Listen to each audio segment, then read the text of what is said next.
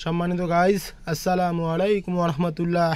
আলহামদুলিল্লাহ। আপনারা কেমন আছেন কমেন্টে জানাবেন। আজকে আমরা জানবো ভালো স্বভাব এবং মন্দ স্বভাব। হাদিস, রাসূলুল্লাহ সাল্লাল্লাহু আলাইহি সাল্লাম বলেছেন, মানুষের ভালো স্বভাব এবং সদ্ব্যবহার মানুষের গুনাহসমূহকে এমনভাবে গলিয়ে দেয় যেমন পানি লবণকে গলিয়ে দেয়। এভাবে মানুষের খারাপ স্বভাব এবং অসৎ ব্যবহার মানুষের ইবাদতকে এমনভাবে নষ্ট করে দেয় যেমন সিরকা মধুকে নষ্ট করে দেয়।